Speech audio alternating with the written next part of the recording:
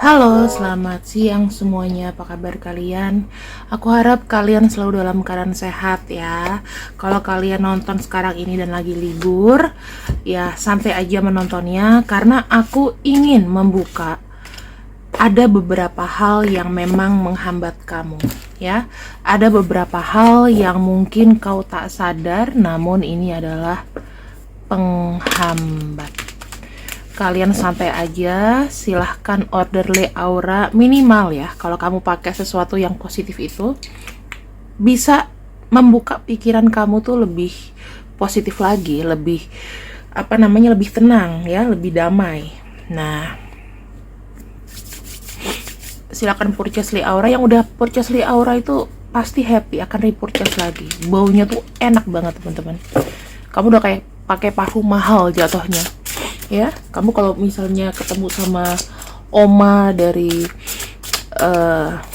temen kamu ya, baunya tuh kayak bau parfum Lupa Kenzo, mirip-mirip begitu, elegan, klasik, tetapi bermanfaat untuk membuka aura.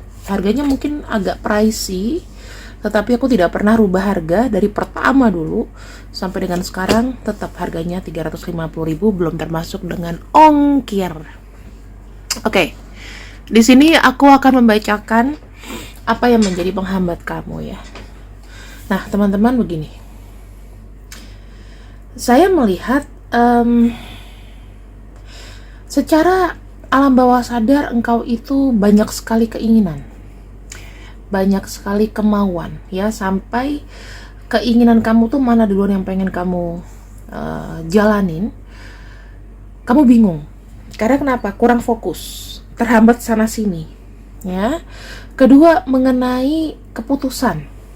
Nah, ketiga, ini mengenai kerjasama atau koneksi dengan orang lain. Saya melihat kartu Three of Pentacles ini hati-hati sekali ya, terutama dalam berhubungan, dalam mencari pasangan atau mencari teman atau sahabat atau apapun. Kamu tuh rentan sekali dimanfaatkan dari apapun, terutama keuangan. Dan di sini kamu itu membuat keputusan berdasarkan bukan tega nggak tega sih, tetapi lebih kamu tuh kayak kadang-kadang kamu membuat keputusan yang terpaksa atau membuat keputusan yang memang menurut aku benar-benar kamu nggak tega untuk nyakitin orang begitu. Karena aku melihatnya di sini kamu tuh sebetulnya punya energi positif gitu, energi lugu, energi lemah ya. Energi kamu ini cukup lemah teman-teman, karena nih dua kartu emosi.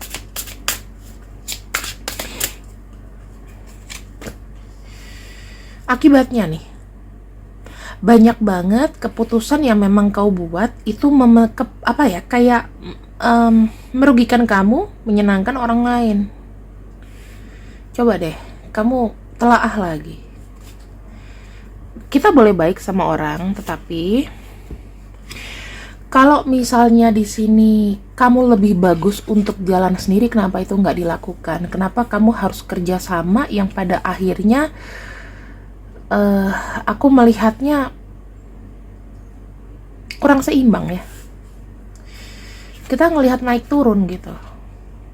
Dan kamu tuh sebetulnya sudah tahu dan sudah buat pilihan. Opsi yang paling bagus adalah kamu sendiri. Kamu tidak usah terlalu bergantung sama orang lain, tidak usah membuat orang lain itu di atas kamu. Kamu tuh selalu kenapa kayak di bawah sama orang lain gitu. Entah dalam hal apapun. Mau cinta, pekerjaan. Jadi sebenarnya orang itu tuh ngambil kredit dari kamu ya. Kalau ngambil kredit itu dalam arti apa sih teman-teman? Memanfaatkan kamu. Ngambil kreditnya nggak nanggung-nanggung gitu loh. Jadi kalau kataku jangan ya, maksudnya kamu itu bukan memikirkan sebab akibat, tapi lebih kepada bagaimana terwujudnya sebuah keinginan. Kayak jalan apapun kau buat keputusan dan kau selalu melibatkan orang lain. Intinya begitu. Kemudian yang aku bisa lihat di sini adalah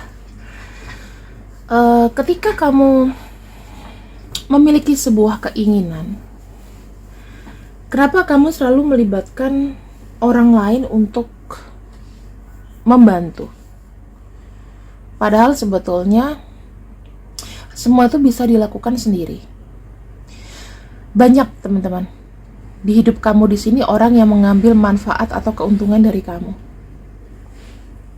terutama dari materi. Yang membuat apa? Kamunya timpang. Mungkin yang nonton di sini sekarang ada hutang yang kamu harus bayar tiap bulan, tapi kamu nggak mendapatkan manfaatnya.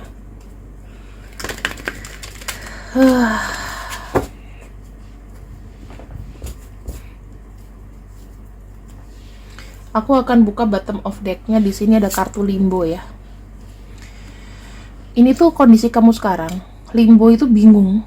Limbo itu lebih kepada kamu yang nggak bisa berbuat apa-apa, merasa tak berdaya, terkunci, melihat nanti keadaannya kayak apa ke depannya gitu. Kamu nggak bisa berencana lagi. Sebetulnya apa yang kamu lakukan harusnya bisa kau lakukan sendiri, tapi kamu selalu melibatkan orang lain atau dimanfaatkan orang lain. Itu dikarenakan kamu begitu banyak tidak fokusnya, sehingga kalau orang tidak banyak fokus, banyak dimasukin energi negatif, ya nggak sih? Kita akan lihat ya dari kartu oracle-nya di sini.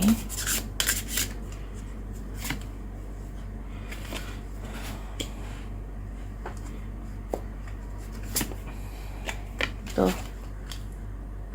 Aku akan buka 5.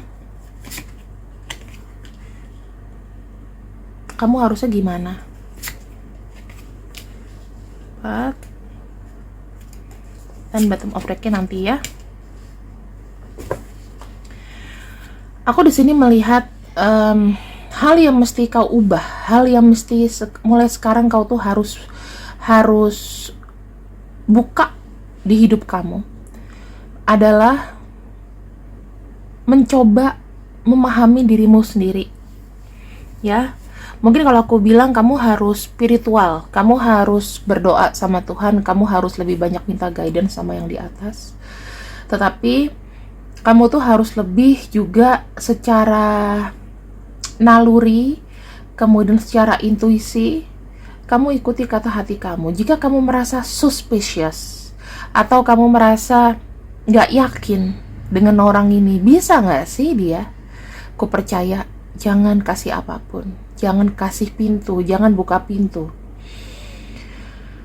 Kamu selalu merasa ada self limitation atau kamu merasa tidak berdaya. Tidak berdayanya kamu itu pengaruh dari orang yang kau percaya mungkin, atau orang-orang di sekitar kamu yang tidak mendukung. Kamu selalu merasa kesepian, merasa sendiri, ya kan?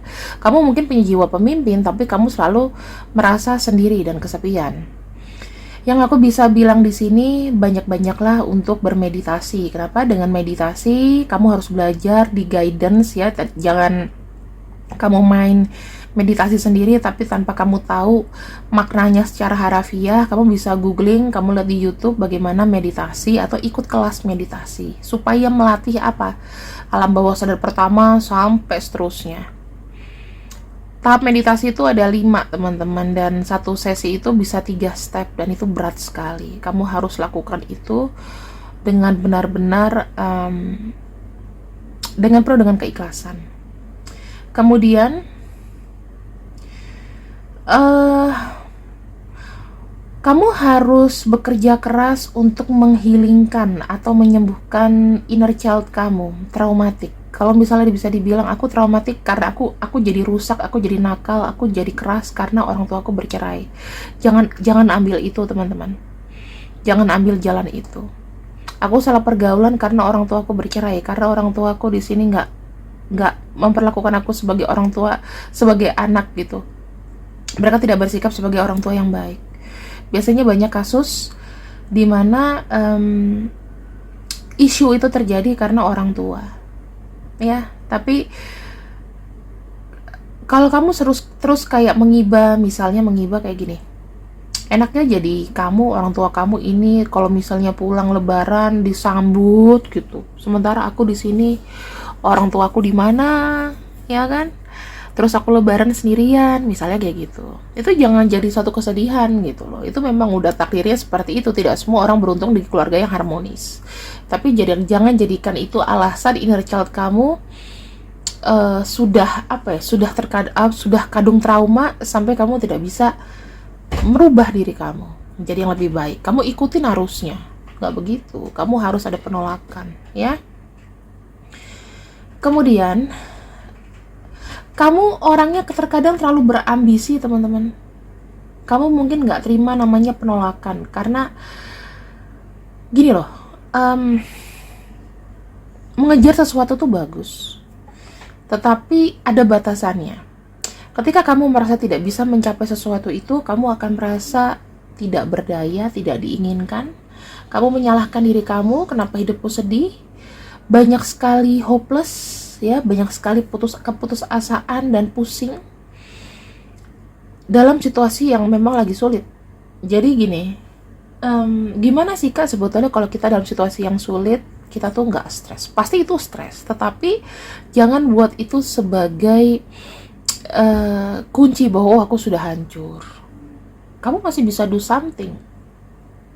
Orang yang, mohon maaf, anggota badannya aja tidak lebih komplit dari kita, mereka bisa survive loh.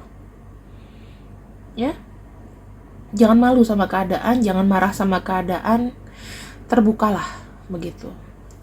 Kamu selalu merasa kosong, kamu selalu ada sisi ketergantungan, karena kalau kamu sendirian kamu merasa hilang. Kamu selalu mengejar toxic people. Aduh, sampai batuk. Entah kenapa kamu selalu mengejar toxic people. Kamu sudah tahu mungkin toxic, red flag, tapi kamu butuh dia. Bahkan pacaran aja sampai berdarah-darah. Itu, kamu mengejar sesuatu karena kamu gak mau ditinggal, kamu gak bisa sendirian. Aku gak bisa jomblo, Kak. Aku harus punya status, putus sama dia, aku harus dengan yang lain. Tapi apakah ada yang serius? Ya, sikap chaser kamu ini mengejar sesuatu tolong dikurangin. Yang kedua, kamu tuh punya sisi kuat sebetulnya. Kenapa Tuhan itu kayak memberikan sesuatu yang bertubi-tubi? Karena kamu punya sisi maskulin. Gak semua orang di dunia ini bisa namanya tahan banting. Kalau kita bilang sisi maskulin ya, kamu tuh punya fokus yang walaupun kadang-kadang suka ini, kamu punya tujuan, kamu tuh baik hati, kamu tuh secara presence ya, kamu tuh punya power, terus kamu tuh punya ambisi yang tidak terbantahkan ya, kamu suka mengambil resiko, kamu suka sekali mengambil resiko, kamu kuat dari sikap mental, walaupun kadang-kadang kamu juga kayak putus asa juga banyak. Kemudian kamu lebih suka aksi daripada cuma halu-halu. Nah, di sini teman-teman, ini bagus. Tetapi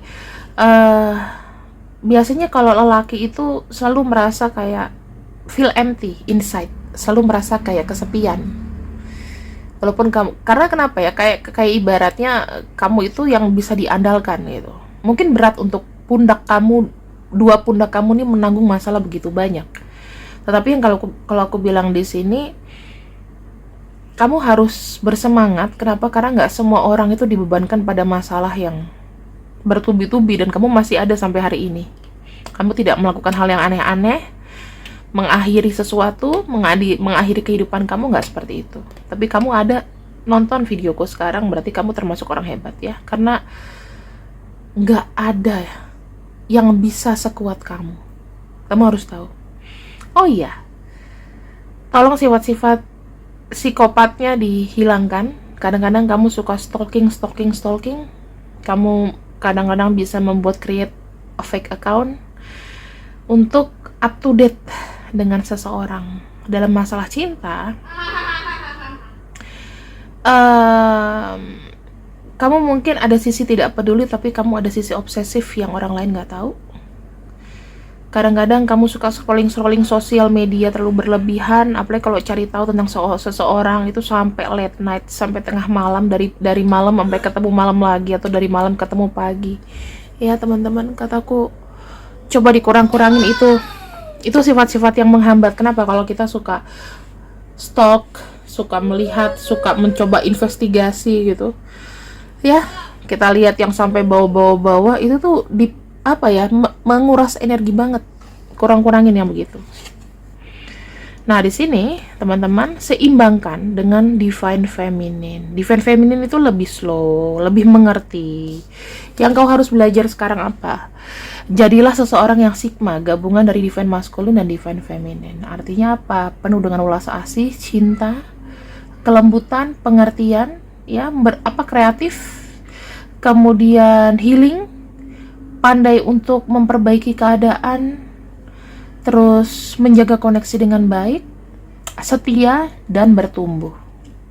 Jadi kamu harus memiliki dua sisi, yaitu 50% sisi maskulin dan 50% belajarlah untuk lebih feminin. Kalau kamu sudah mendapatkan itu, hidup kamu insya Allah akan seimbang semuanya teman-teman. Kenapa? Karena aku bisa tahu ya, dikala kita berambisi, kita nggak pernah tahu, dan kita akan tutup mata kepada siapapun orang yang berada di dekat kita. Kita akan bilang dia baik-baik aja ya selama keinginan kamu terpenuhi. Oke?